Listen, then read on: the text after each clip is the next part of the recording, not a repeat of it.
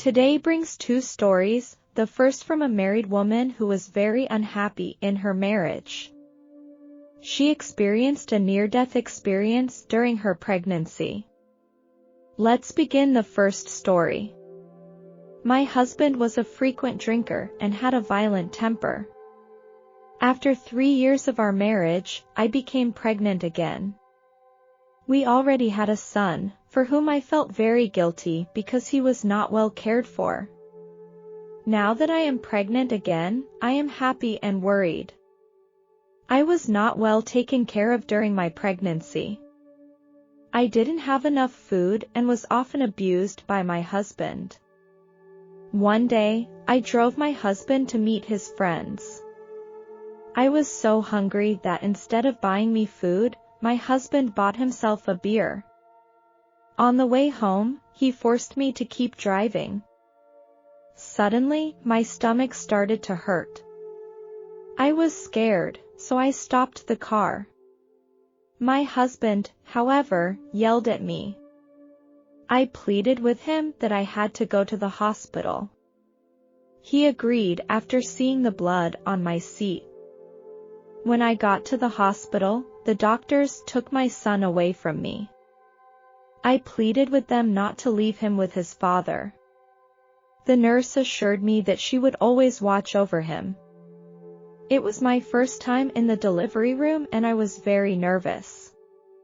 The doctor put an oxygen mask on me. Slowly, I lost consciousness. When I woke up again, I was floating in the air.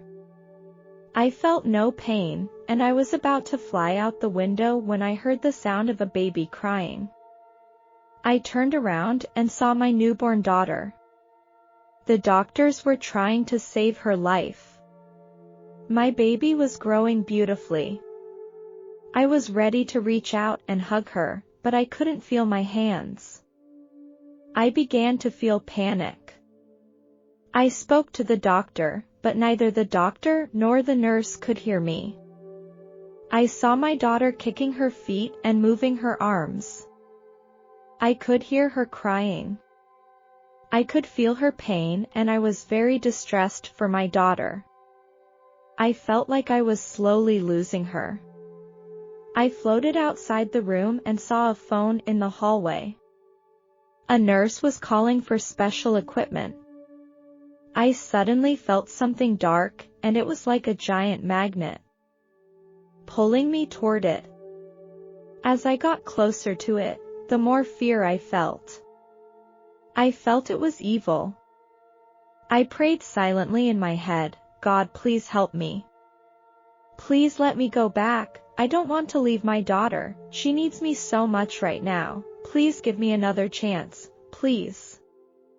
After a while, a light appeared before my eyes, and it illuminated my whole body.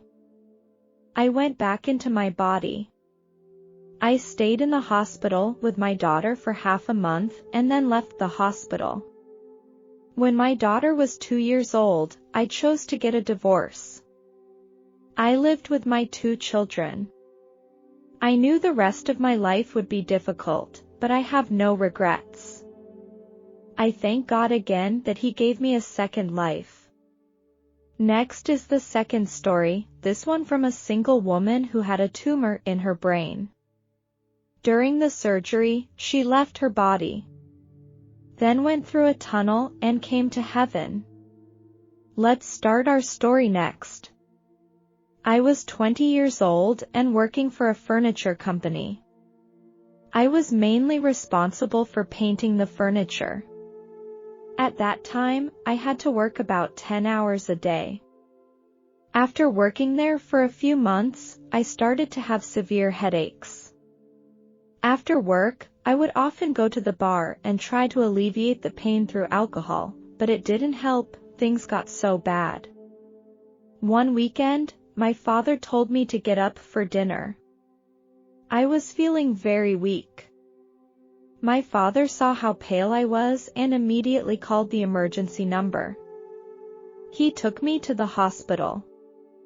On the way to the hospital, I was completely unconscious. Later, my father told me that in the ambulance, my heart stopped beating. The doctor examined me thoroughly and found that I had a tumor in my brain. This surgery is particularly risky. They told my parents not to get their hopes up. As I lay in bed, I left my body. I saw my family, my mom and brother hugging each other. My dad was hiding in a corner crying. He didn't want people to see him. I saw the doctor pushing me into the operating room. I saw two nurses who were handing something to the doctor. I was now ready to leave the operating room. I entered a tunnel. It was a pleasant trip. At the end of the tunnel I heard children laughing and playing. But I couldn't see them. The grass was very clean, not a single weed, as if someone had carefully mowed it. Then there was a dark figure watching me. I felt it looked like my grandfather, but I wasn't quite sure because I couldn't see his face. The place was so quiet. There was a small hill on the lawn, and I felt that the sound of children's laughter was coming from there. I wanted to go over there to have a look. But a hand pushed me back. A calm voice said, "You can't stay here yet, you're not ready." I went back into my body. I stayed in the hospital for a few weeks, and slowly, I started to get better. I saw the two nurses who were in the operating room. When they were together, I called them over and I said, "Thank you for helping in the operating room while I was undergoing surgery." They were surprised. I told my parents, but they thought I was hallucinating. I knew what I was going through.